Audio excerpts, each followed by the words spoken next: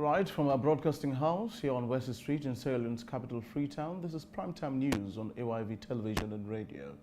You're watching us on channel 33, also listening to us on frequency modulation 101.7 this evening. I am Victor Jones. Let's start the news with tonight's headlines. An earlier AYV report steers change in Kabbalah as local authorities organize a town cleaning exercise on the slaughterhouse. What we don't see in the media, we don't discuss that. The National School for the Deaf in Freetown struggles to tackle overcrowding amid limited resources.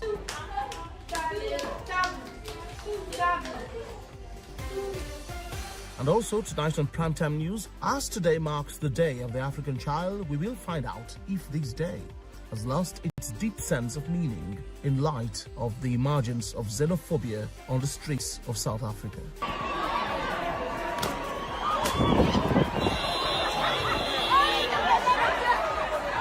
Now for the news in detail.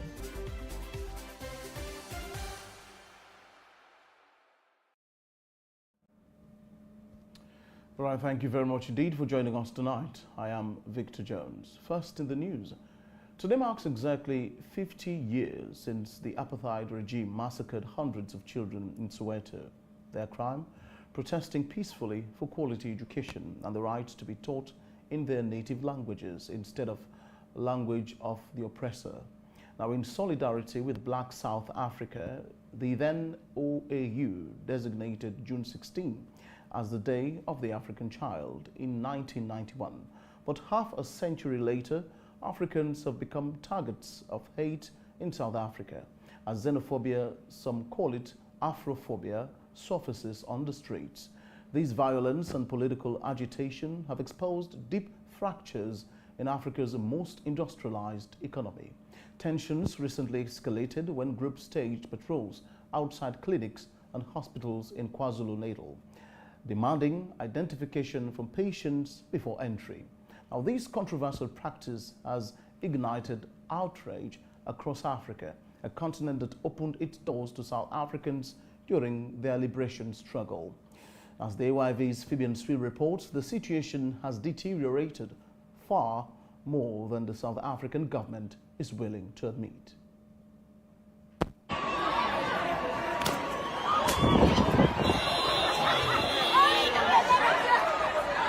Violence against foreign nationals first erupted on a mass scale in May 2008. Over 60 people were killed.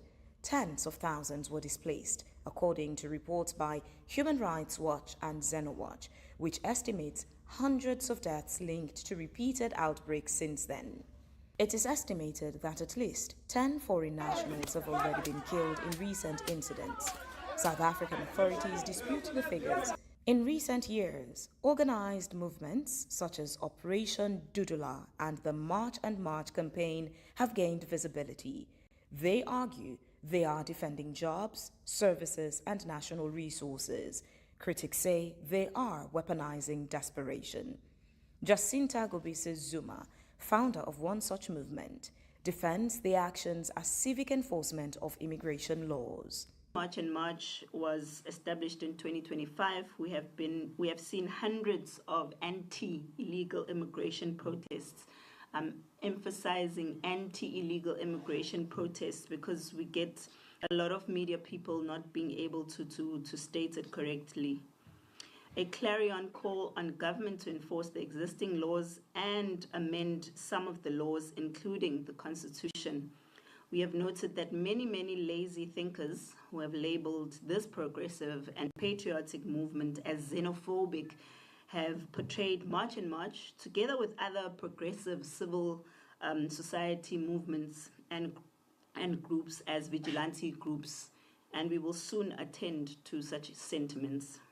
On the political front, voices like Julius Malema, leader of the Economic Freedom Fighters, argues that blaming migrants masks deeper structural inequality. He says poverty, unemployment, and inequality, not foreigners, are the true crises. I think that we should all accept that the violence is a state-sponsored violence, because the people who are committing all these crimes are accompanied by the police. And the state broadcaster and the mainstream media is giving them unlimited airtime to spread hate. So what is now happening in South Africa is a real disappointment for the global African community, whether it's in Africa or whether it's in the diaspora, because South Africa's liberation that started in 1992 with the release of Nelson Mandela from prison was a culmination of a Pan-African effort. Supporters of anti-migrant sentiment point to rising unemployment and crime as justification, but economists warn that such narratives often simplify a complex reality shaped by global migration flows and uneven development.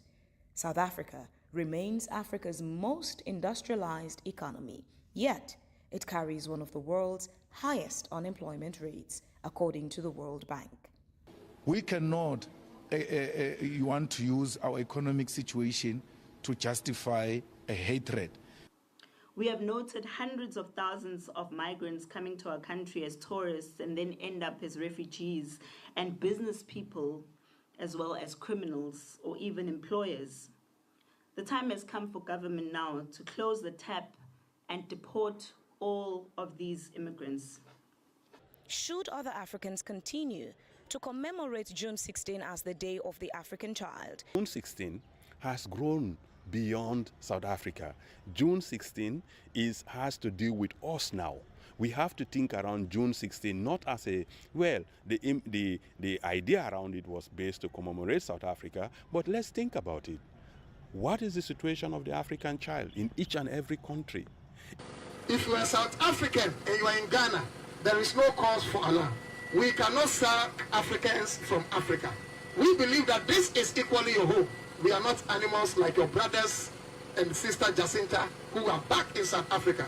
I personally believe that the first step for us is to really sit down and call each other out.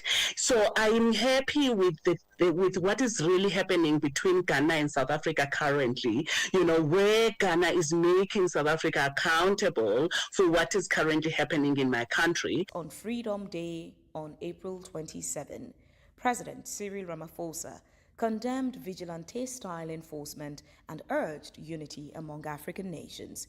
He reaffirmed the historical bonds forged during South Africa's liberation struggle when many African countries offered sanctuary.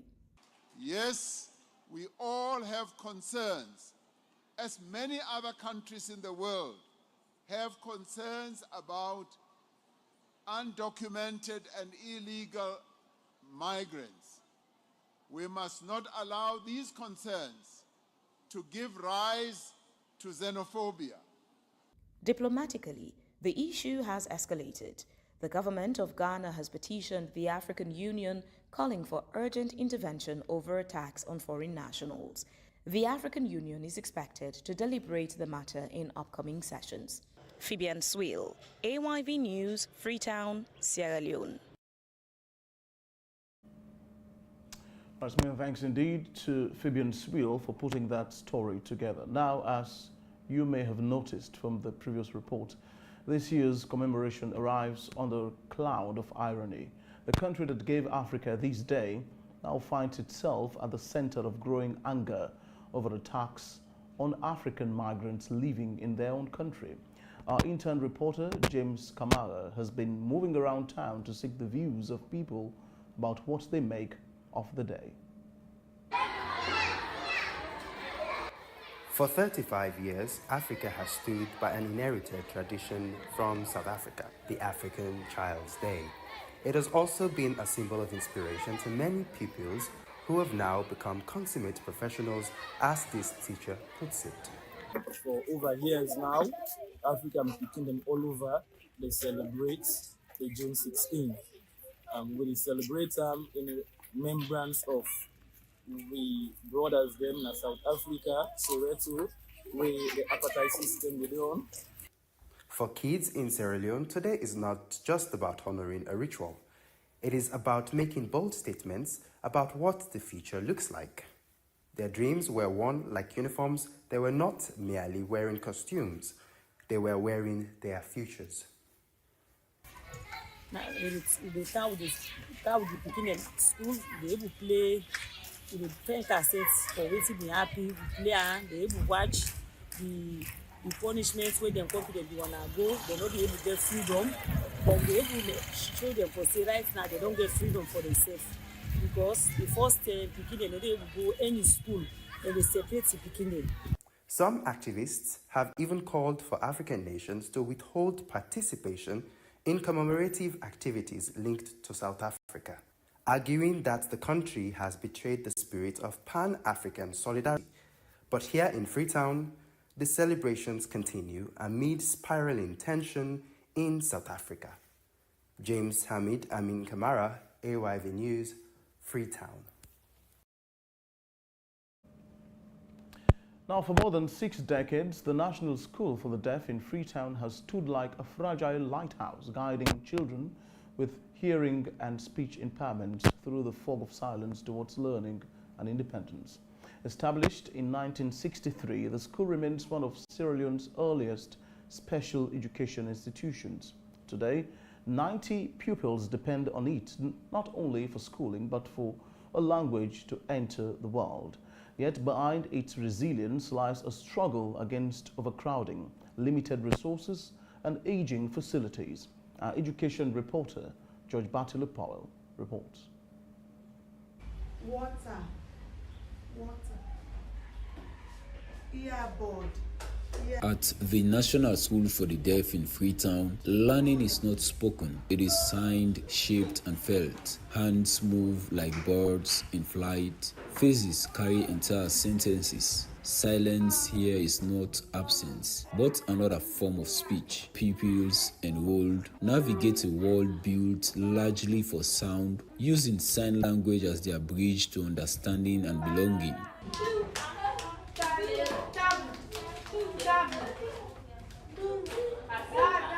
What you are seeing currently at the background is a demonstration of how these pupils learn from the teaching process, wherein the teacher is currently pronouncing the words and teaching them some demonstration of the words.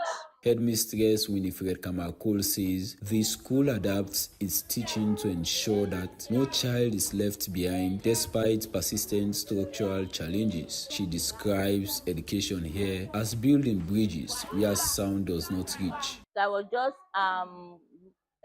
teaching them the different signs for each word, because the words are going to be signed to them and they spell it in sign language. Presently, the school building is not conducive, it's small.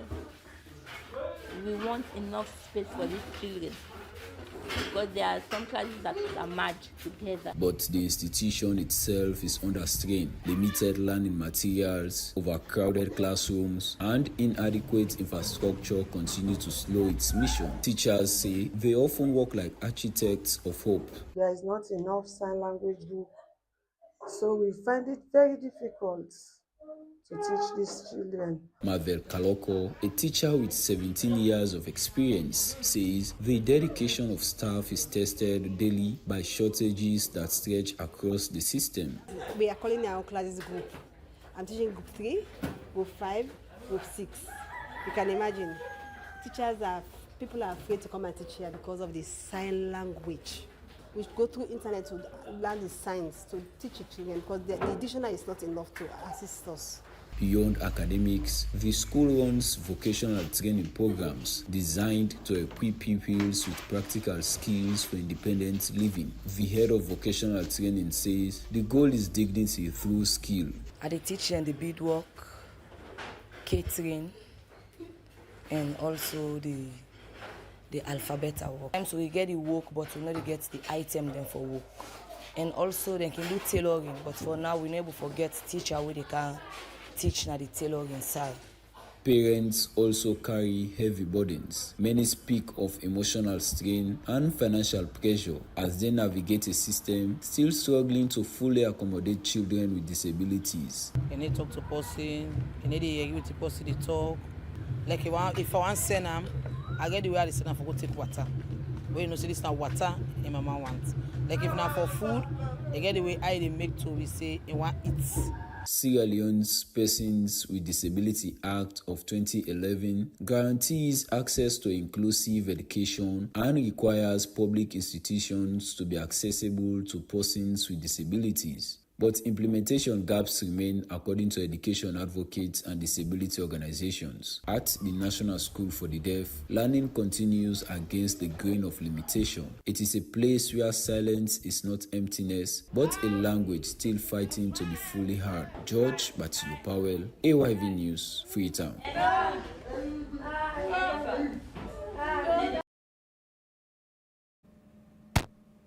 You're watching Primetime News on AYV Television. Good evening and welcome. I am Victor Jones. Now, still on schooling in Sierra Leone, education is increasingly being viewed not merely as a service, but as a constitutional right. A proposal to guarantee free education from Class 1 to Senior Secondary School 3 in amendments to the 1991 Constitution has been welcomed by many. But school leaders and citizens say access alone is not enough. They argue that the questions of quality, teacher welfare, and adequate funding must also be answered. Let's now hear from Samuel Tony Sawyer.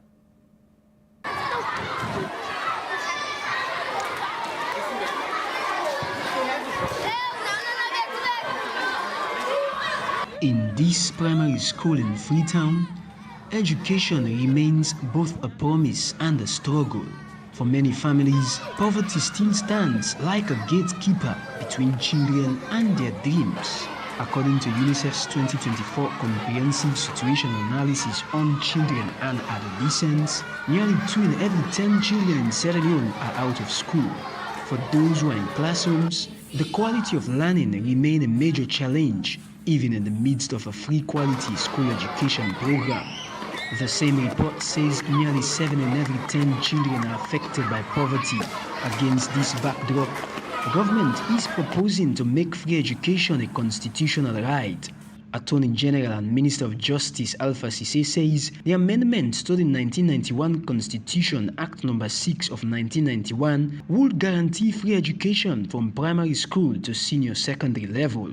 The new constitution will establish a free, quality, and compulsory primary and secondary education as an absolute constitutional guarantee. The proposal has sparked both excitement and questions.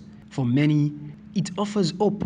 For others, it raises difficult concerns. Will it mean free tuition alone or genuinely free education?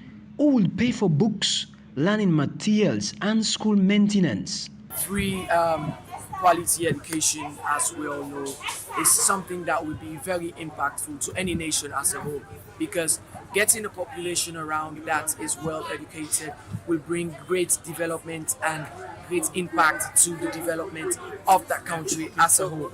But if they are giving out a free education, it has to be a well quality one, not just any type of free education.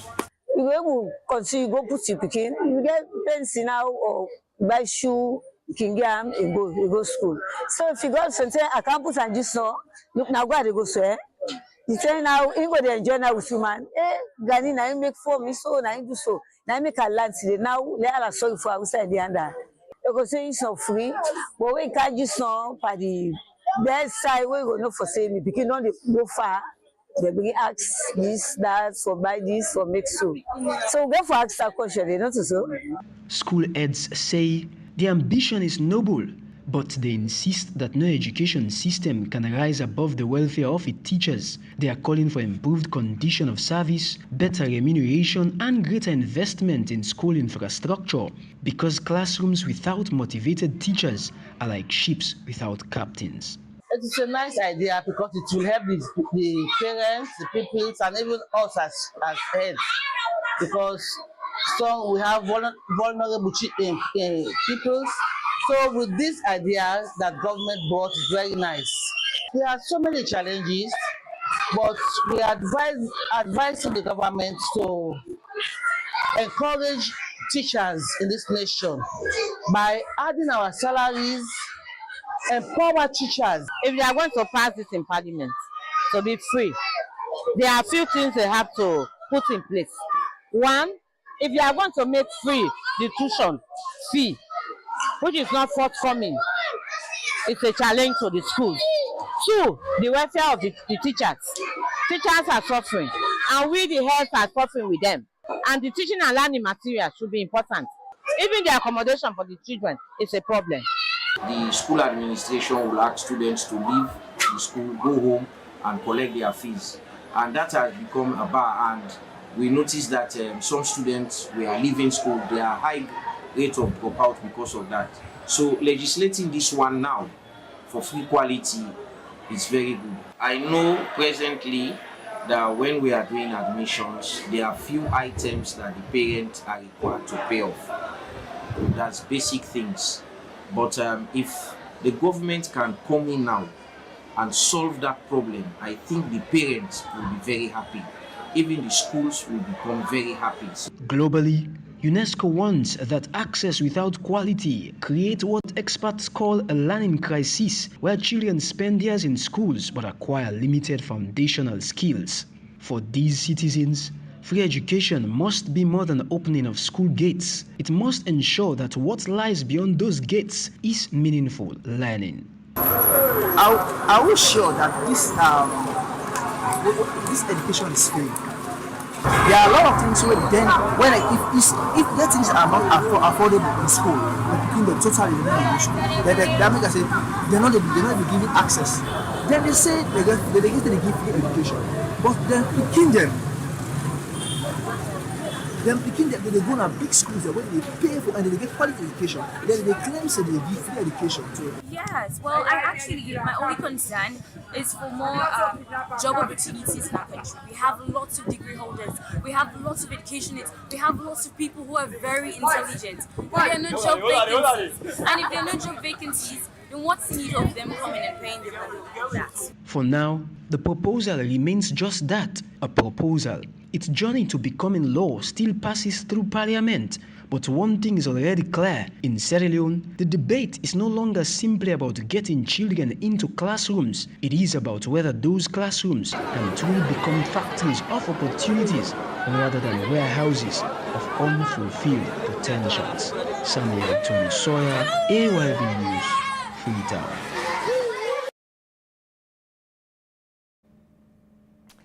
Now, sometimes journalism does more than telling a story. It stirs the community into action. A few days after AYV News reported on the deplorable state of the main slaughterhouse at Thunderhill Market in Kabbalah, residents and local authorities have now responded with a town-wide cleaning exercise. Ibrahim Sudais Guruma, our correspondent from Kabbalah, who reported the story, now reports again. Town Kabbalah pick up its brooms for 7 hours. Streets, markets, and public space became the address of collective action. The Kwenadogo District Council will lead the exercise head by the chairman Lawrence Tetekagbo, drawing participation from chiefdom authorities, traders, security forces, youth group, and civil society organizations. According to the World Health Organization, poor sanitation increase the risk of infections, disease, and poses serious public health challenges, particularly in developing communities. Paruma Chief Bauru Masare, the third of Warwara Yagala Chiefdom, is among those who supported this cleaning exercise. What we don't see in the media, we don't discuss that about the initiative where the district council chairman with the staff and partner them decide say, "Lo, we get this day for do general cleaning." And more so, the rain still don't start. We know so don't go into rain season. It's not June. We know say rain before at any time now. Kabbalah now the township almost, if not 100%, 90%, 95% of the township paved. And when the township paved, so not the water not the absorb begin go down. The water now on top of the two big gutter there. We need for clean the gutter there. Let the water pass and go to the stream and find a way. We say for go. Residents say environmental cleanliness is not the responsibility of the government alone. It is a civic duty that begins at the doorstep and spread across the community. They talk to people there. Cleanliness is next to godliness. When you need health in your place, you get for the clean your place. wherefore they take care. Anything so far now this the logo they partake.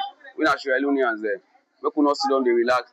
Left for self for saying, hey, I mean I so mean this, me not Sierra Leone, may you to live self fast back, do something necessary for yourself. Nene Umumaki, chairperson of the Kwenadugu District Leader Senior, thanks all those who participated and called for sustained collective action that will live beyond this one. Market areas, we all know saying a place where you can get plenty dirty. So as we own responsibility, we make sure say we support council, we join them, and we talk to membership. Everybody come out. The stakeholders they always join this cleaning. We want to tell them plenty thank you because we the traders them. We know so what market areas and clean. Now well body for everybody. We will sell the one they can't buy. Now well body because cleaning. Now next to health. Yet, aim the sweeping and cleaning one troubling reality remains. The Kabbalah main slaughterhouse still stands as it did before. The condition continues to raise concern about sanitation and public health. Ibrahim Sudais Kuruma, AYV News, Kabbalah Northern Province. Now, the fight for peace in Sierra Leone is increasingly being waged beyond police stations and courtrooms. The Ministry of Internal Affairs, the Sierra Leone Police, and the National Drug Law Enforcement Agency have signed a memorandum of understanding with the Inter-Religious Council of Sierra Leone to strengthen peace building, public safety, and the fight against drug abuse. The agreement seeks to turn faith communities into partners in confronting some of the country's most pressing social challenges. Our reporter Isa Bangura has more. At the Ministry of Internal Affairs in Freetown, security officials and religious leaders gathered around a common purpose to improve peace. The 5-year agreement establishes a framework for cooperation in crime prevention, conflict resolution, and the campaign against drug abuse. It is a recognition that national security is not built by uniforms alone. It is also built in homes, mosques, churches, and communities. I'm really very happy, a very happy person today, that journey we started 2024, we are now executing it, formalizing it with the signing of an MOU so that we continue to provide peace, safety, and security for our country so that we can be developed and our people can get employment. Today that we are putting our signatures on an MOU speaks volumes. It's like we are creating a formal platform where we can leverage on the opportunities that are before us. For me, I see big opportunities by signing this MOU because the Inter-Religious Council is a big constituency. I want to also reaffirm the commitment of the Sierra Leone Police that we are always there. We are open to whatever assistance you want from us at any point in time. This MOU, we are going to cascade it to our own chain of command until it gets to the last post commander everywhere in this country. Under the agreement, the Inter-Religious Council will spearhead interfaith dialogue, community mediation, and public awareness campaigns aimed at promoting lawful behavior and discouraging substance abuse. The objective is to build stronger and social defenses against violence and addiction. Because when drugs enter a community, they often arrive like a slow-moving fire, consuming futures before the flames are visible. It's a 5-year plan document. Now we know that the attrition rate in our country is very high. People move. In 5 years' time, it is unlikely that many of us sitting here will be here. So please let us internally disseminate this effort as much as possible so that it doesn't matter who moves. There will be people who have institutional memory to carry it forward. Otherwise, you will find that if you don't disseminate, after a year or so, nobody knows about this. So I think this is a very important work. The Memorandum of Understanding is non-legally binding and will remain in force for 5 years, with provisions for renewal, amendments, and dispute resolution. For the signatories, the message is clear. Peace is not merely the absence of crime. It is the presence of cooperation in the battle against violence and drug abuse. The state and the pulpit have now chosen to stand on the same side. Issa Bangura, AYV News, Freetown.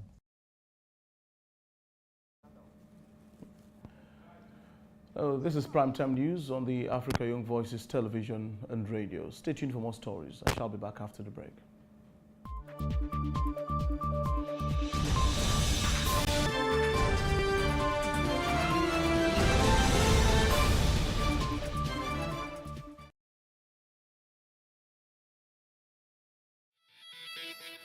I run a small logistics company.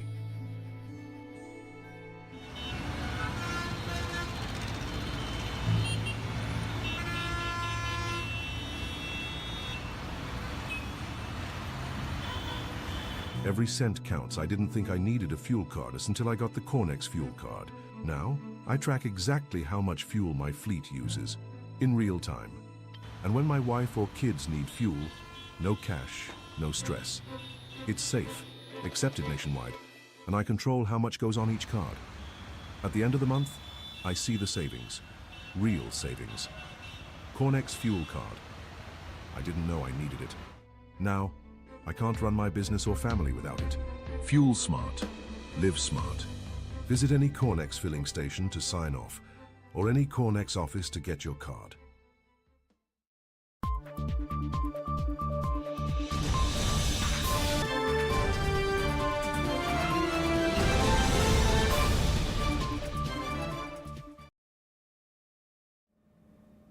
Welcome back. I am Victor Jones, and this is Primetime News on AYV Television.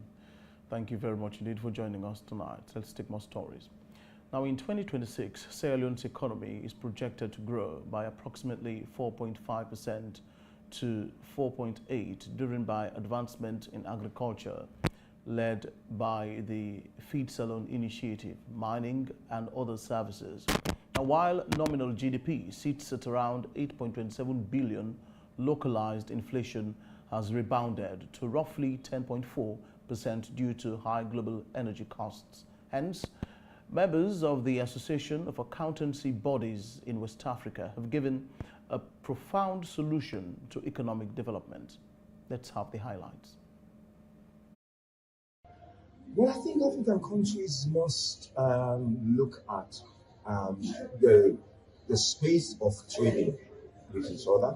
I think African countries, we must be able to have free trade. We must be able to have free movement of professionals, of people in and out. We should be able to have more integration within Africa. That, I think, would build the economies of Africa, and most especially economies in West Africa. Looking at our digitalization, looking at innovations in our global context, how we as accountants are able to match those, how we as accountants are able to take those on and ensure that we deepen our involvement on also making sure that we use those tools to enhance and build. My plan, as I outlined in my speech, is threefold. The first one is making sure that we have economic integration within West Africa, which involves the West African scheme, technician scheme, and also deepening our relationship with ECOWAS. And my second point is looking at ethical standards, ensuring that our professionals or accountants are within the sub-region work and act in a professional manner and an ethical manner, because we are the custodians of the economies of West Africa. And the third one is innovation and sustainability. So it's looking at our digitalization, looking at innovations in our global context. Yeah, you see, what PAO, professional accountancy organizations, are required to do is to study their peculiar environment and look at the challenges they have. West Africa has a serious issue of no capital to develop. If you professional accountants in the environment produce reliable financial statements, it will attract a lot of investors and they will come and invest in Sierra Leone. So the best way to do is partner with ABWA so that standards that are applied globally at the standard that I use here. And that's what we're telling ICASA, that yes, let us move together as a body and ensure that global standards that are applied here, that will attract a lot of investment to this environment. Sierra Leone needs a lot of investment. We traveled by water yesterday. We were discussing this issue. Why can't we get World Bank and all that to construct a bridge from here to Loki? It's a possibility. World Bank can do it as part of the development strategy for this environment. And those are the issues that you're going to look at and say, how do you present such proposals to them through the government that it will be acceptable to them and to be able to provide the financial resources? Yes, the mandate of ABSA is to support the governments and people give them ideas, make suggestions to the various governments on how we can attract foreign direct investment to this environment, how we can ensure that our economy will grow. So we make a lot of policy decisions and make recommendations to government that they buy into. We have just signed an MOU with ECOWAS that will enable us partner with them to make input into their policy decisions. Now, at a time when technology is increasingly shaping the future of education, students at the Milton Magai Technical University have received a significant boost. The university's UK-based alumni have donated information and communication technology equipment worth more than 300 million new leones to improve teaching and learning in the institution. Now, the gesture is also a reminder that education does not end at graduation only, and neither should graduates. AYV's Yero Jallo has more from Godrich campus.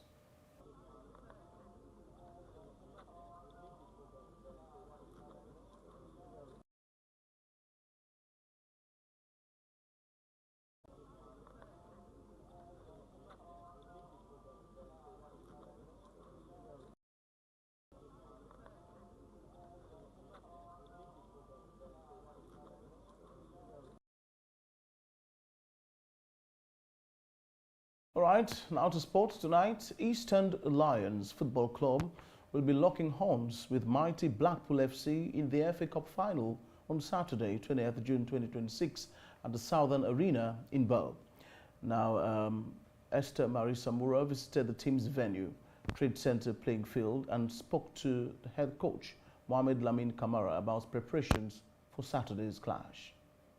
We have the head coach of Eastern Lions, Mohamed Lamin Kamara, and he's here to tell us more about his team's readiness ahead of this finals. Hello and welcome to AYV. Yeah, thank you, Esther, and really good to you, V, Esther. Of course, we saw the outstanding performance of Eastern Lions in the semis against FC Cologne, and now you booked qualification to the finals.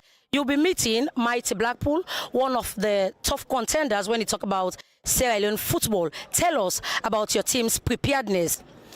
Just like you can see now, we have a very good turnout, and everybody's in very good form, and we've been preparing for this final because we know our motive for this season is to win the FA Cup, and going to the finals is something that we have been wishing to reach, and then winning the FA Cup is something that we think is very, very important for us as a squad, and then for management again, I think they'll be very, very happy if we can win this one. So everybody's happy, and then everybody is 100% fit for the FA Cup finals. Premier League team had a very strong side in the Sierra Leone with a good record, but again, we are in a better footing going to the FA Cup finals, and I think if you watch us play this second rounds in the Premier League and our run in the FA Cup, we have scored the highest number of goals in the Premier League, and we scored the highest number of goals in the FA Cup.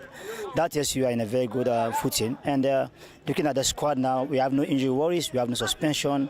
Everybody is fit and everybody is well determined to face mighty Blackpool. So we will not let our celebrations go astray. Esther similarly spoke with David Simbo, an experienced player who joined the team this season, about his own expectations and those of the entire team ahead of the final. I think going on the game on Saturday in Boa, we've been working hard and training hard all season, and we have missed out of the Premier League, and then the only hope for Eastern Lions is to win the FA Cup and go to the continental stage of Africa. So definitely on Saturday we are going to be out there to make sure we grab all the 3 points that's going to give us the victory. So do you have mixed reactions considering the fact that you will be playing against your former club, I would say club that sets the pace for you for international outings? Yeah, definitely. It's a historical day for me, playing against Mighty Blackpool, where I actually, got my breakthrough for over years. But today I'm here representing Eastern Lions, so my focus is on Eastern Lions. I'm going on Saturday. We're going to make sure we do everything possible that we're going to get the victory and give back to our fans and the chairman and the board member of this club. They're going to make everyone happy for their.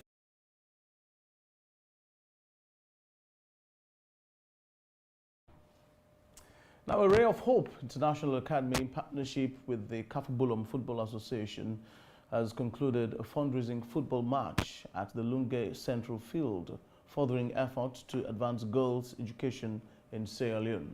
The event brought together renowned footballers from Galaxy 11, including distinguished past and present Leone Star players and the dynamic Kafubulum All-Stars. Now, the central aim of the march was to raise funds to support scholarships for female pupils at Ray of Hope and other schools in Lungay. Maria Samura again.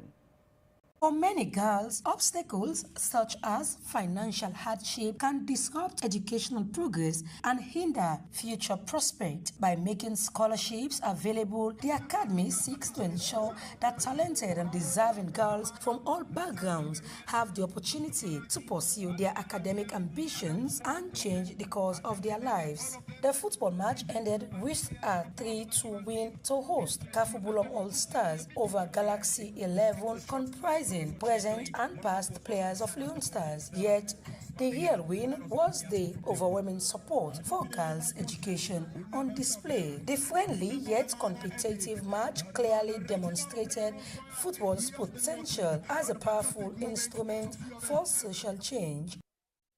It's a charity match we organized to be able to support the Girl Child sponsorship campaign. Now we have given around 15 scholarships to Girl Child, and unfortunately we are having more requests coming from lesser privileged parents, and I didn't have the required capacity as the proprietor to meet those demands. So that's why I'm looking forward to see how we can be able to raise funds to continue supporting more girls to access.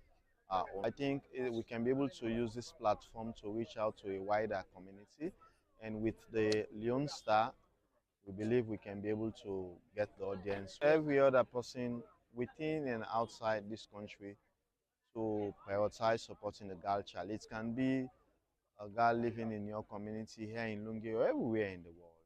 When we support more girls, we're going to have a very unique and profitable. Pupils at the school expressed their views on the value of investing in girls' education.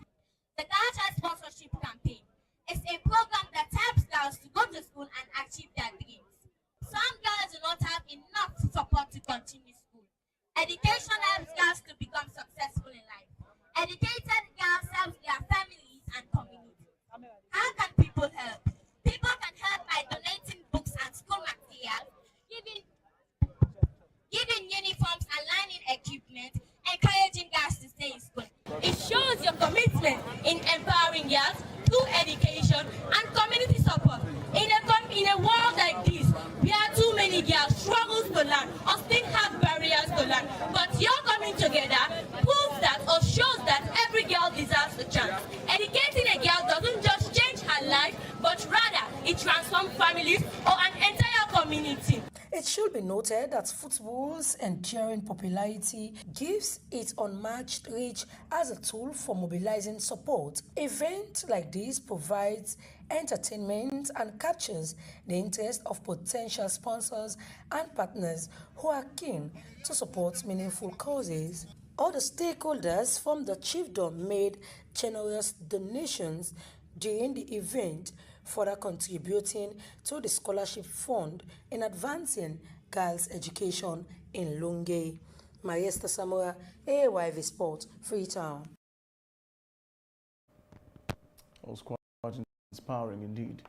Well, that's all for Primetime News tonight. For more stories, visit our website at www.ayvnews.com. And if you have any comments on the news, please do not hesitate to send us an email to info@ayvnews.com. Victor Jones are my names as always. Well, thanks indeed for watching and listening. Good night.